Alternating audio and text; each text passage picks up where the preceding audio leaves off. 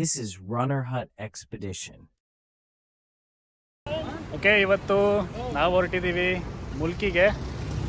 ಏನು ವಿಶೇಷ ಅಂದರೆ ಇವತ್ತು ಸಿಕ್ಕಾಪಟ್ಟೆ ಜನ ಇದ್ದಾರೆ ನೋಡಿ, ಹೆಂಗೆ ಒಬ್ಬೊಬ್ಬರೇ ಕಾಣಿಸ್ತಾ ಇದ್ದಾರೆ.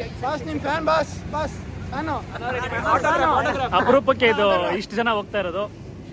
ಎಲ್ರು ಏನನ್ಸುತ್ತೆ ಹೇಳ್ರಪ್ಪ. ಮನೆಗಿರೋದು ಬರ್ರಪ್ಪ. We are not friends, we are family.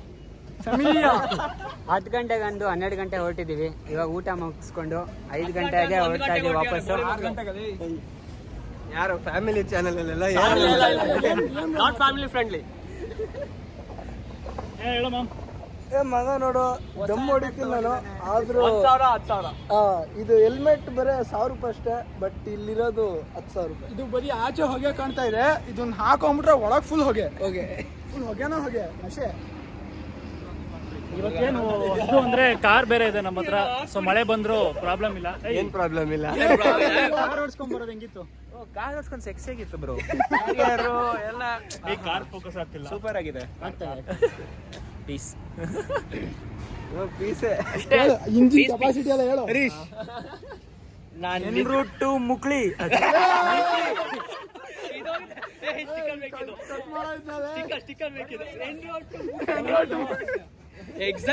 ನಂದ ನಿಮ್ ಫ್ರೆಂಡ್ ಬರಲ್ವಂತ. ಕೇರಳ ನೆಕ್ಸ್ಟ್ ಬರ್ತಾ ನೋಡಿ. ನಿಮ್ಮ ಪ್ರೇಕ್ಷಕರ ಒಂದು ರಿಕ್ವೆಸ್ಟ್ ನ ಮೇರೆಗೆ ಕೇರಳದಿಂದ ಲೈಡರ್ಸ್ ನ ಕರ್ಸಿದೀವಿ.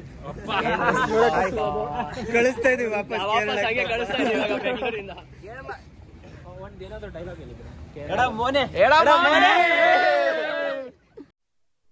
ಓಕೆ, ಇನ್ನೇನು ಹೊರಡಬೇಕು.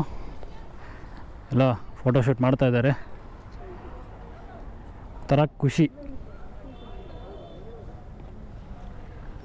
ಫಸ್ಟ್ ಟೈಮ್ ನಾನು ಅವರೆಲ್ಲ ಹೋಗಿದ್ರು. ಫಸ್ಟ್ ಟೈಮ್ ನಾನು ಕಾರ್ ಜೊತೆ ಎಲ್ಲ ಹೋಗ್ತಾ ಇರೋದು.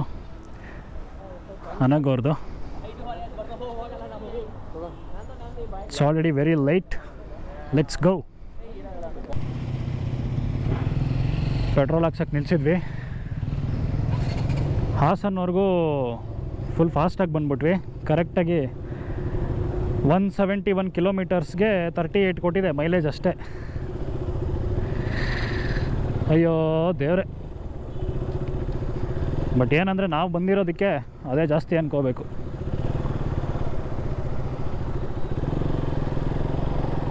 ಇದಿಲ್ಲೇ ಎಂಪೈರ್ ಪಕ್ಕದಲ್ಲೇ ಇರೋದು, ಸೊ ಇಲ್ಲೇ ಹಾಕ್ಸ್ಕೊಂಬಿಟ್ವಿ. ಇನ್ನು ನೆಕ್ಸ್ಟ್ ಸ್ಟಾಪ್ ಕತ್ಲೆ ಆದಮೇಲೆ ಅಂತ ಅನಿಸ್ತಾ ಇದೆ. ಕತ್ಲೆ ಆಗೋ ಅಷ್ಟರಲ್ಲಿ ಎಷ್ಟು ದೂರ ಆಗುತ್ತೋ ಅಷ್ಟು ದೂರ ಹೊಟ್ಟೋಗ್ಬೇಕು ಇವಾಗ.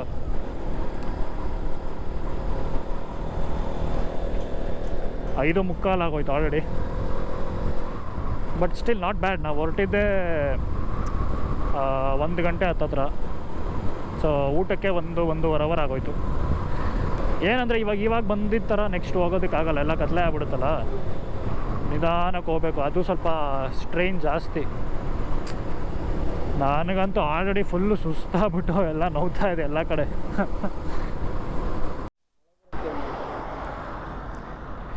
ನ್ಯೂ ಎಡಿಷನ್ ಇದೆ. ಲಾಸ್ಟ್ ಟೈಮ್ ಹೇಳಿದ್ದು, ಲಾಸ್ಟ್ ಟೈಮ್ ಹಾಕ್ಕೊಂಡಿರಲಿಲ್ಲ. ಈ ಸತಿ ನೋಡಿ ಈ ಥರ ಇದೆ. ಇದು ಅನಿವಾರ್ಯ. ಮಳೆ ಬರೋಂಗೆ ಆಗೋಯ್ತು, ಅದಕ್ಕೆ 1-2 ಸೆಕೆಂಡ್ ನಿಲ್ಸಿದ್ದೀವಿ. ಇವ್ರದ್ದು ಏನು ಕಾಮಿಡಿ ಅಂದರೆ, ಇವ್ರದ್ದು ರೈನ್ ಕೋಟು ಕಾರಲ್ಲಿ ಇಟ್ಬಿಟ್ಟಿದ್ದಾರೆ. ಸೊ ಮಳೆ ಬಂದ್ಬಿಡ್ತು ಅಂದರೆ ಕಾರ್ ಹೋಗ್ತಾ ಇರುತ್ತೆ, ಇವ್ರು ನೆನ್ಕೊಂಡು ಅದರಿಂದ ಓಡಬೇಕು. ಅದಕ್ಕೆ ನೋಡಿ ಕಾರಿಗೆ ಕಾಯ್ತಾ ಇದ್ವಿ, ರೈನ್ ಕೋಟ್ ಇಸ್ಕೊಂಬಿಟ್ಟು ಹೋಗೋಣ ಅಂತ.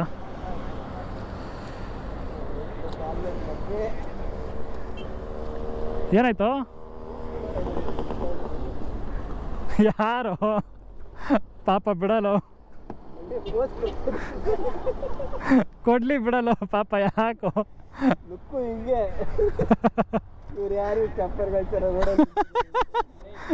ಅಲ್ಲೇ ಇವ್ನು ನೋಡಿ, ಇವನೇ ನಮ್ಮನ್ನು ನಾವೇ ಚಪ್ಪರ್ ಅಂದ್ಕೊಳ್ಳೋ ಥರ ನಾವು ಚಪ್ಪರ್ಗಳು ಅಂತ ಹೇಳ್ತಾ ಇದ್ದಾನೆ. ನಮ್ಮನ್ನು ನಾವೇ ಡಿಗ್ರೇಡ್ ಮಾಡ್ಕೊಳ್ಳೋದ್ರಲ್ಲಿ ನಂಬರ್ 1 ಇವನು. ಇಷ್ಟೆಲ್ಲ ಹಾಕೊಂಡು ನಿಂತಿದ್ರೆ ಚಪ್ಪರ್ ಅಂತೆ ನಾವು. ಹೋಗಪ್ಪ, ಸರಿ ಇಲ್ಲ ಇವನು. ನೋಡಿ, ಈ ತೋರ್ಸೋದು ಮರ್ತೋಗ್ಬಿಟ್ಟೆ. ಕ್ರಿಕೆಟ್ ಬ್ಯಾಟ್ ಬೇರೆ ಇಟ್ಕೊಂಡಿದ್ದೀವಿ. ಏನು ಮಾಡೋಕ್ಕೆ ಗೊತ್ತಿಲ್ಲ, ಒಟ್ಟಲ್ಲಿ ಇಟ್ಕೊಂಡಿದ್ದೀವಿ. ಏನಾದ್ರು ಮಾಡಿದರೆ ಮುಂದಿನ ವೀಡಿಯೋಲಿ ಬರುತ್ತೆ, ನೋಡ್ತೀರಾ. ಆಟಾಡ್ತೀವಿ. ಈ ಸಲ ಕಪ್ ನಮ್ಮದೇ. ಈ ಸಲ ಕಪ್ ನಮ್ಮದೇ ಅಲ್ಲಿ. ಏಯ್ ನಡೀರಲ್ಲ, ಟೈಮ್ ಆಯ್ತಲ್ಲ. ಸಕಲೇಶ್ಪುರಕ್ಕೆ ಬಂದ್ವಿ. ಫುಲ್ಲು ಮಳೆ ಬರೋ ಥರ ಆಗೋಯ್ತು. ಅದಕ್ಕೆ ಎಲ್ಲರೂ ರೈನ್ ಕೋಟು, ರೈನ್ ಪ್ಯಾಂಟು ಎಲ್ಲ ಹಾಕೊಂಡ್ಬಿಟ್ವಿ ಅಷ್ಟೇ. ಇನ್ನು ಏನೇ ಮಳೆ ಬಂದರೂ, ಏನೇ ಪ್ರಾಬ್ಲಮ್ ಆದರೂ, ಮಳೆಯಿಂದ ಅಂತೂ ಏನೂ ಪ್ರಾಬ್ಲಮ್ ಆಗಲ್ಲ. ನೋಡಿ, ನಮ್ಮ ವೇದಶ್ರುತ ಅವ್ರದ್ದು ಹೊಸ ರೈನ್ ಜಾಕೆಟು ಹೆಂಗಿದೆ, ಗ್ರೀನ್ ಕಲರ್, ನಿಯಾನ್ ಗ್ರೀನ್. ಅದು ಕಣ್ಣಿಗೆ ರಪ ರಪ ರಪ ಅಂತ ಹೊಡಿಬೇಕಂತೆ, ಅದಕ್ಕೆ ತಗೊಂಡಿರೋದಂತ. ಅದನ್ನು ಮಳೆ ಬರೋಕ್ಕೆ ಮುಂಚೆನೇ ರೈನ್ ಕೋಟ್ ಹಾಕ್ಕೊಂಡು ರೆಡಿ ಆಗಿಬಿಟ್ರೆ ಫುಲ್ ಖುಷಿ, ಸ್ಯಾಟಿಸ್ಫ್ಯಾಕ್ಷನ್ ಒಂಥರ, ಏನಾದರೂ ಆಗಲಿ ಅಂತ. ಅಬ್ಬಾ, ಸಕಲೇಶ್ಪುರ ಆದಮೇಲಂತೂ ಫುಲ್ಲು ಅಡ್ರಿನಲಿನ್ ರಶ್ಶು. ನಮಗಿರೋ ಗಾಡಿಗಳಲ್ಲಿ ಲೈಟ್ಗಳು ಇಲ್ಲದೆ ಇರೋಕ್ಕೂ, ಇಲ್ಲೆಲ್ಲ ಇವರೆಲ್ಲ ಒನ್ ವೇಲ್ ಬರೋಕ್ಕೂ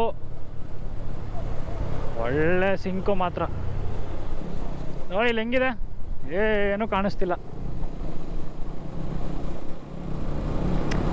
ನಮ್ಮ ಭಾರ್ಗವ್, ಪ್ರದೀಪ್ ಅವ್ರು ಮುಂದೆ ಗೈಡ್ ಮಾಡ್ತಾ ಇದ್ದಾರೆ, ನಾವು ಅವ್ರ ಹಿಂದೆ ಹೋಗ್ತಾ ಇದ್ದೀವಿ.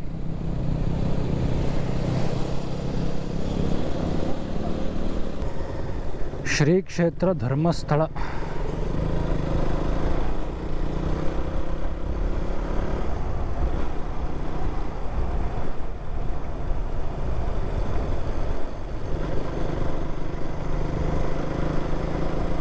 ಇವಾಗ ಧರ್ಮಸ್ಥಳದ ಹತ್ರ ಇದ್ದೀವಿ. 9 ಗಂಟೆ ಆಗೋಯ್ತು. ನಾವು 9 ಗಂಟೆಗೆ ಅಲ್ಲಿರೋಣ ಅಂತ ಅಂದ್ಕೊಂಡಿದ್ದು, ಅವೆಲ್ಲ ಆಗದೆ ಇರೋ ಕೆಲಸ, ಗೊತ್ತಿರೋ ವಿಷಯನೇ. ಇಲ್ಲೇ ಇದ್ದಾರಲ್ಲ. ನಮ್ಮದು ಪ್ರತಿ ಸತಿ ಹೆಂಗಾಗ್ತಾಯಿದೆ ಅಂದರೆ, ಸ್ವಲ್ಪ ಜನ ಒಂದು ಕಡೆ ನಿಲ್ಸಿರ್ತೀವಿ, ಇನ್ನು ಮಿಕ್ಕಿದವ್ರು ಇನ್ನೊಂದು ಕಡೆ ನಿಲ್ಸಿರ್ತಾರೆ, ಆ ಥರ ಆಗ್ತಾಯಿದೆ. ನಿಮ್ಮ ಫ್ರೆಂಡ್ ಎಲ್ಲೋ ಕೊಟ್ಟದ್ರಾ? ಓಕೆನಪ್ಪ. ನಾವಿನ್ನು 110 ಕಿಲೋಮೀಟ್ರ್ ಏನೋ ಹೋಗ್ಬೇಕು. 9 ಗಂಟೆ ಇಲ್ಲ, ಆಗಲೇ 9 ಗಂಟೆಗೆ ಅಲ್ಲಿ ಇರ್ತೀವಿ ಅಂದರು ಅಣ್ಣ. ಅವರೆಲ್ಲಿದ್ದಾರಂತ ಕೇಳಿದೆ. ಉಪ್ಪಿನಂಗಡಿ ಮುಂದೆ ಬಂಟ್ವಾಳ ಹತ್ರ ಇದ್ದಾರೆ, ಅದು ಹಂಗೆ ಹೋಗಿದ್ದಾರೆ.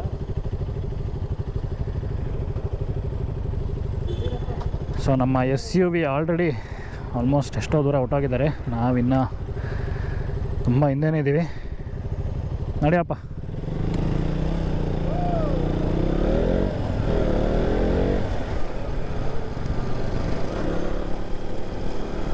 ಇನ್ನು ಊಟ ಬೇರೆ ಮಾಡಿಲ್ಲ, ಅದು ಬೇರೆ ಮಾಡಬೇಕು.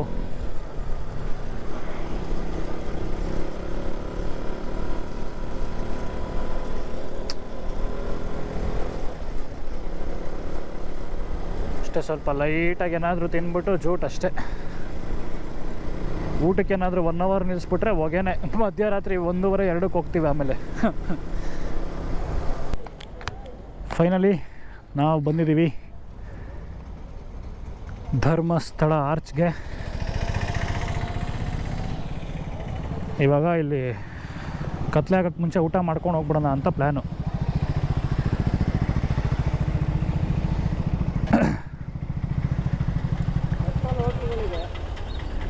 ಎಲ್ಲ ಅಣ್ಣ, ಇಲ್ಲಿ ಒಳಗಡೆ ಹೋದರೆ ಸಿಗುತ್ತೆ ಪಕ್ಕ. ಆಮೇಲೆ ಲೇಟ್ ಆಯಿತು ಅಂದರೆ ಹೋಯ್ತು. ಅಲ್ಲ, ದೇವಸ್ಥಾನಕ್ಕಲ್ಲಪ್ಪ, ಹೋಟ್ಲು. ಇಲ್ಲಿ ಹೋಟ್ಲಲ್ಲಿ ಇವಾಗ ಇದು ಮಿಸ್ ಆದ್ರೆ ತಿರ್ಗಾ ಕತ್ಲೆ, ಇನ್ನೆಲ್ಲೂ ಗೊತ್ತಿಲ್ಲ.